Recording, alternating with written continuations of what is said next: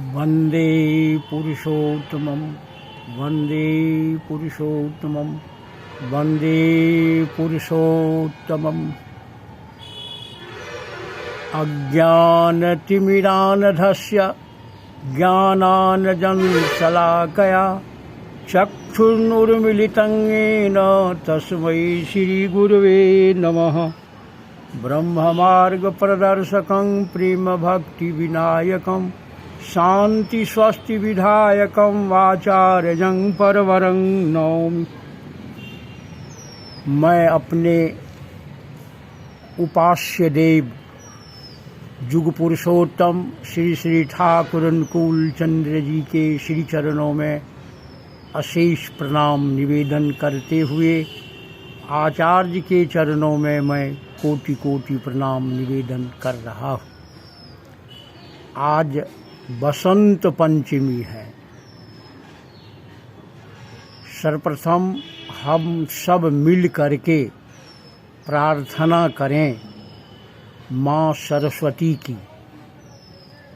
मैं अपने छात्र जीवन से विद्यालयों में खासकर प्रवेशिका स्तर में एक माँ की भक्ति गीत को प्रतिदिन वर्ग प्रारंभ होने से पहले समवेत होकर शिक्षक सहित गाया करते थे, माँ की उपासना करते थे। वह मंत्र है, प्रिय स्वतंत्र रव अमृत मंत्र नव, जन जन में भर दे वीणा वादिनी वरदे।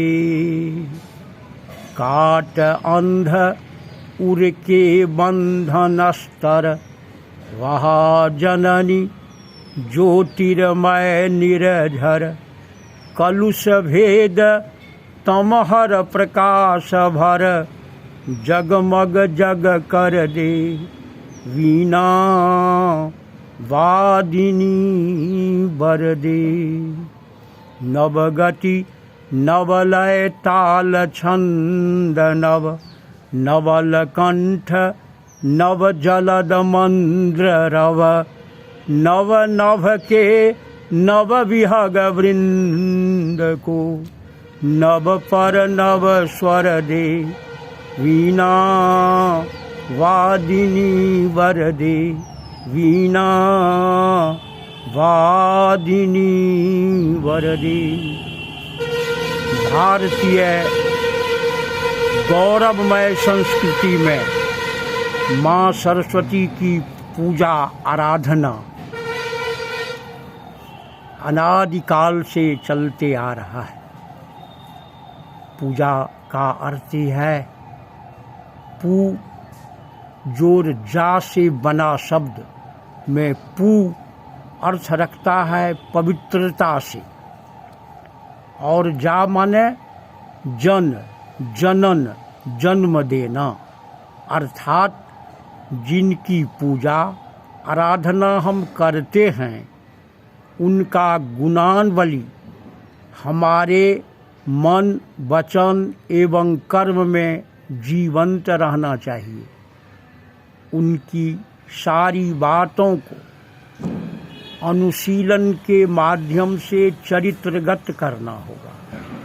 मात्र मिट्टी, पत्थर, काष्ठ, कागज इत्यादि की प्रतिमा बनाकर, रूप देकर अनुष्ठान करना ही पूजा नहीं है। प्रतिमा को मूर्ति कहा गया है, यानी उपास्य पूज्य का मूर्त एवं जीवंत रूप हमारे सामने है। माँ सरस्वती को विभिन्न नामों से संबोधित किया जाता है। प्रत्येक देवी देवताओं का विभिन्न नामों से संबोधित करना उनके विशेषत्व, गुण, उनकी दीप्ति स्वरूप को प्रदर्शित करता है। देव का अर्थ है दीप्तिमान स्वरूप। दीप्ति स्वरूप द्योतक है, दिखाई दे। दिव्य धातु से देव देवी बना है। माँ सरस्वती के विभिन्न नामों से संबंधित नवीन वेददाता श्री श्री ठाकुर अनुकूल चंद्र जी जुग पुरुषोत्तम सत्संग देवघर, जो केवलं ज्ञान मूर्तिम हैं, उनके भावधारा पर आधारित अनुशीलनार्थ, शब्दार्थ, भावार्थ, मर्मार्थ से अवगत होने की चेष्टा करेंगे। माँ सरस्वती के विभिन्न रूपों का, विभिन्न धारित स्वरूपों का। प्रथम, माँ को सरस्वती कहा गया है। सरस्वती, सरस शब्द रस से बना है। रस श्री धातु से आया है, जिसका अर्थ होता है गति। श्री माने गति, जिसका विकास और आकुलता का मूर्त रूप, और उसे वाक्य देवी इसीलिए कहा गया। वाक्य शब्द की देवता शब्द, ये स्पंदन शब्द माने स्पंदन, सृष्टि का मूल कारण। अतः रस माने शब्द की उपासना। परम सत्ता को रसो वैसह कहा गया। संपूर्ण रस से सृष्टि होती है। माँ सरस्वती का एक नाम वीणा हस्ते, जिसके हाथ में वीणा हो। वीणा एक ध्वनि उत्पादक यंत्र है। जुग जुग में आदि ध्वनि उत्पन्न होते रहते हैं। जुगानुकूल शास्त्रों का विधान है। ओम, ऐं, ह्रीं, क्लीं इत्यादि स्पंदनात्मक ध्वनि उत्पन्न होते हुए हैं, जो सृष्टि का मूल कारण है। और युग के अनुसार उस ध्वनि से परिचित कराना ही है माँ सरस्वती का, वाक देवी का काम। किंतु मूल ध्वनि का मूर्त रूप होते हैं परम दैवतं नरं नारायणम, यानी युग पुरुषोत्तम सद्गुरु प्रदत्त नाम। माँ का एक नाम है हंसवासिनी, यह हंस शब्द है। अहंसः, अहंसः मैं वही हूँ, यानी परम सत्ता का ज्ञानदायिनी प्रतिनिधि। अहंसः, हंस का काम है दूध और पानी को अलग अलग करना, यानी ज्ञान अज्ञान, वो आसक्ति भक्ति में भेद को बतलाना, दूध और पानी को अलग करना, वास्तविकता को मिलावट से अलग करना। और उसका नाम एक है भद्रकाली। भद्रकाली, कल में भद्र आगे जुट करके भद्रकाली। कल माने भी गति है, वे गति संपन्न हैं, क्योंकि कलकल धारा, कलकल स्वरूप, गति संपन्न, अबाध गति से चलने वाला। एक नाम है श्वेत वसन, सादा वस्त्र धारणी। सादा वस्त्र सद्गुण का प्रतीक माना गया, सद्गुण संपन्न मूर्त रूप, और वह संपूर्ण वैकारिक रूप को अपने अंदर में ग्रहण करके उसको सबको सादा रूप में परिणत कर देती है। इसीलिए इसे माना जाना अनिवार्य है। और उनसे वो सद्गुण की उत्पत्ति होती है। और पद्मवासिनी भी, पद्मासनी, पद्मासनी का अर्थ होता है पद्म जिसका आसन हो। सृष्टि का एक जीवनदायी तत्व है जल। जल में पद्म कमल रहता है। कमल का काम है उस जल प्रवाह को धारा के ऊपर बहते रहना और पद पद बढ़ते जाना। पद से हम गमन करते हैं, एक एक पद बढ़ते हैं ना, उसी तरह पद्मवासिनी का अर्थ है जो जल के साथ, करंट के साथ, रस के साथ एक एक पद आगे बढ़ते चलें, सृष्टि का काम चलता था। और एक नाम है माँ का पुस्तक धारणी। पुस्तक किसे कहते हैं? पुस्तक एक लिपिबद्ध डॉक्यूमेंट्री है। शब्दों का लिपिबद्ध होना, छंदों का, श्लोकों का भाव इत्यादि, यह ऋषियों की अनुभूतियाँ, रिकॉर्ड ऑफ एक्सपीरियंसेज, वैज्ञानिक हों, ऋषि हों, जो कारण कार्य को उद्भाषित करता है, वही है लिपिबद्ध ज्ञान, पुस्तक, शास्त्र। उन शास्त्रों को हम ज्ञान का खाता कहते हैं। शब्द ग्रथित होता है पन्ने में, लेख में, इसीलिए ग्रंथ भी कहा जाता है। और माँ सरस्वती को सरस्वत्याः सर्वे वेदा अभवन, सरस्वत्याः सर्वे वेदा अभवन, वेद प्रथम वाक्य है। उन वेदों, चारों वेद की व्याख्या है ज्ञानियों के पास, और वह सर्व वेद संपन्न है, वेद स्वरूपम, वह वेद को धारण किए हुआ है।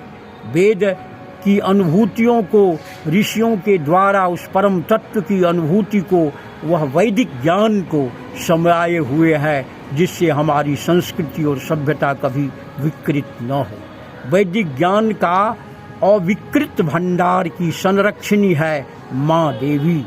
ज्ञान माने ज्ञान का भंडार, वेद मतलब ज्ञान, ज्ञान अनुभूति द्वारा जो जाना जाए। कैसा ज्ञान? ज्ञान किसे कहेंगे? अनुभूति द्वारा जो जाना जाए वही है ज्ञान। और वह ज्ञान किस लिए? सा विद्या जा विमुक्त है। विद्या मतलब अविद्या को नाश कर, बंधन को तोड़कर जो मुक्ति की ओर ले जाए, सा विद्या या विमुक्त है। वो प्रवृत्ति परायणता से विमुक्त करे, वही है वह सब। और ब्रह्म ज्ञान प्राप्ति के लिए भी विद्या की आवश्यकता है। ब्रह्म माने विस्तार, विस्तार का ज्ञान। ब्रह्म गति प्रदा, ब्रह्म गति प्रदा, सा विद्या जा ब्रह्म गति प्रदा, जो मनुष्य को उसके सारे दैहिक, दैविक, भौतिक इन तापों पर अधिकार करके परम तत्व में मिलावे। ठाकुर की एक वाणी है, माँ सरस्वती की व्याख्या दिए हैं। विकास व्याकुल गति ही जिसकी संस्थिति है, वही है सरस्वती। और वाक्य का शब्द ही उनकी सत्ता है। वाक्य व शब्द उनकी सत्ता है, वही है वाक्य देवी। इसलिए जो है वाक्य देवी वही है सरस्वती, रसवती, वाक्य देवी। शिक्षा का अर्थ ही होता है ज्ञानार्जन। उपार्जन का अर्थ है शक्ति उपार्जन, सामर्थ्य उपार्जन, संबल उपार्जन। क्योंकि शक धातु से शिक्षा बना है, यह कैसे संभव होगा? ज्ञान किस लिए? विनाश के लिए ज्ञान नहीं, मुक्ति के लिए, मुक्ति प्रदा। ज्ञान प्रवृत्ति से, बंधन से बाहर निकलने के लिए। ज्ञान समस्त यातनाओं को सह करके मनुष्य उसे आगे बढ़ाने के लिए। ज्ञानम अस्ति समस्तस्य विषय वस्तु गोचरे, वो सबों को अपने विषय वस्तु के अनुसार ज्ञान। और विषय में मन जब आबद्ध होगा तो आसक्ति है, वही सत्य की ओर जब ले जाएगा तो वही भक्ति है। और भक्ति ही मुक्ति का कारण है, भक्ति ही शक्ति की जननी है। यदि भक्ति न रहे, शक्ति नहीं रहेगी। इसीलिए भक्ति चाहिए। यह संभव कैसे होगा, इस पर सोचना है। माँ की आराधना करके परम पुरुष की बातों को लेके चलेंगे। परम पुरुष परम सत्ता के एक अंग हैं ज्ञानदायिनी। बिना ज्ञान से धन का भी उपयोग ठीक से नहीं हो। बुद्धि काम नहीं करेगी तो देह बल, धन बल, तन बल, मन बल सब विनष्ट हो जाएगा। इसीलिए परम पिता की बातों को परिवेशन करने वाली माँ शारदा हमारे बीच इस शरदीय वातावरण में वसंत पंचमी के जुग आती है। इसमें हम सभी ठाकुर की बात को जानें। ठाकुर जी कहते हैं, जो दीक्षा लेकर शिक्षा करो, आचार्य को करके साथ, आचरणी बोध चयन से ज्ञान का सागर उतरो पार। विद्यालय में लड़का लड़की सीखे जाहे जो कुछ भी, अभ्यास व्यवहार और सहज ज्ञान बिनु शिक्षा नहीं कहलाती। और यह कैसे प्राप्त होगा? तो आचार्य के माध्यम से, पुरुषोत्तम के माध्यम से, वर्तमान आचार्य की संगति से, और तब अनुकंपित होंगे हम उनसे जब युक्त होंगे ना, जैसे बिजली में करंट जब रहता है उससे थोड़ा सा भी चट होता है तो शरीर कंपायमान हो जाता है। उसी तरह अनुकंपा, कंपायमान होना, वह अनुकंपा ही बोधि का वाहक। बोध से विद्या आती, ऐसी करनी जहाँ न होए, विद्या वहीं पछताती। कंपायमान, पुरुषोत्तम के बातों को, आदेशों को अपने शरीर में झंकरित करना, चरित्रगत करना। अगर ऐसा नहीं है तो किताबी ज्ञान से क्या होगा? पुस्तक पढ़कर बना रे पुस्तक, पुस्तक का निदान धरते नहीं। ऐसा अगर नहीं है तो बोध की निशानी जगती नहीं। बिना अनुकंपा से बोध की निशानी नहीं जगेगी, वो कंपायमान नहीं होगा। इसलिए सीख लिया तुम लाख लाख, बोध में किंतु जगा नहीं। स्मृति का बैल बना रे केवल, मुट्ठी भर अन्न मिला नहीं। सीख तो लिया, बड़ा बड़ा डॉक्टर सीख लिया, किडनी बेचता है, झूठा रिपोर्ट दे करके मनुष्य को मारता है, रोगी के, दुख पीड़ित व्यक्तियों के अंतःसार को शून्य करता है, रोग की भयंकरता दिखाता है। बड़े बड़े साइंटिस्ट विनाश के परमाणु हथियार बनाते हैं जिससे विनाश हो जाए। राक्षसता हो तो ठीक है, बड़े बड़े वैज्ञानिक वह मिलावट का ऐसा ढंग करता है कि बड़ा बड़ा आलीशान, बड़ा बड़ा मकान, बड़ा बड़ा इमारत, बड़ी बड़ी इमारतें ध्वस्त हो जाती हैं। इसीलिए बोध नहीं जगा। स्मृति का बैल बन। कुछ तो ऐसे भी हैं जो बहुत बड़ी उपाधि के बाद भी पेट में अन्न भरने के लिए व्याकुल हैं, घूम रहे हैं, बैल की भांति बैल की भांति खट रहे हैं। यह दुर्भाग्य है देश का, विश्व का। अतः वर्तमान पुरुषोत्तम से युक्त होकर हम शिक्षा की धारा को जाने। शिक्षा का उद्देश्य उदर पूर्ति नहीं है, अहंकार का पोषण नहीं है, धनार्जन नहीं है।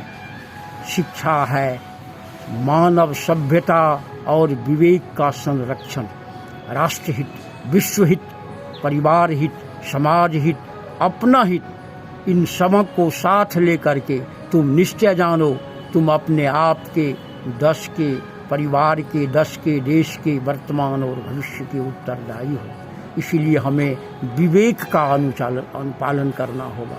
और विवेकी पुरुष स्वयं पुरुषोत्तम होते हैं, वो विवेक का पथ दिखलाने वाले हमारे सभी हैं।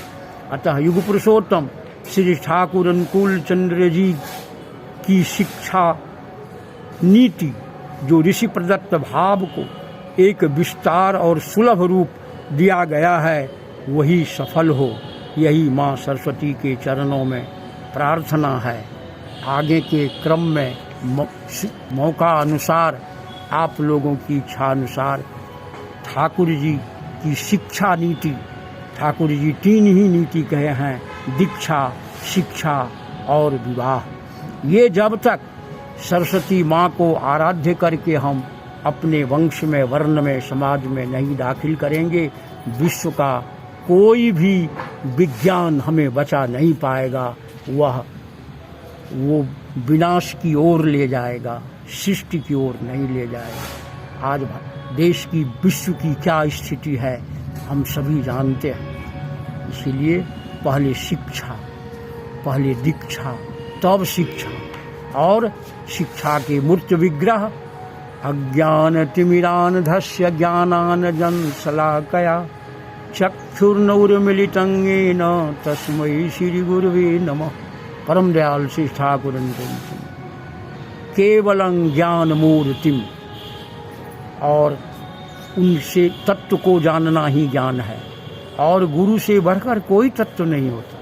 न गुरोरधिकं तत्वं न गुरोरधिकं तपः तत्वज्ञानात् परं नास्ति तस्मै श्री गुरुवे नमः। आज बसंत पंचमी के इस शुभ बेला में मैं सबों के ज्ञान और पुरुषोत्तम प्रदत्त भाव को चरित्रगत करने के लिए माँ सरस्वती, जो विद्या की मालकिनी है, विद्या अधिष्ठात्री है, जो परम पुरुष के एक एक अंग का पूर्ण करती है, ऐसे ही दुर्गा, अन्नपूर्णा, लक्ष्मी, काली इत्यादि शब्द का विशेषत्व है। उसकी दीप्तिमानता को लेकर सभी जानें, समझें और ठाकुर साहित्य में देखें। मेरी भी त्रुटि भूल समाप्त होगी अगर आप बतलाएंगे। इन्हीं शब्दों के साथ में सबों के शांति, स्वस्ति, सुबुद्धि, देश हित, राष्ट्र हित, वर्ण व्यवस्था और संसार के विश्व कल्याण के लिए सर्वे भवन्तु सुखिनः, सर्वे सन्तु निरामया, सर्वे भद्राणि पश्यन्तु मां एकं दुःखभाग्य भवेत्। जय गुरु। वंदे पुरुषोत्तमं, वंदे पुरुषोत्तमं, वंदे पुरुषोत्तमम्।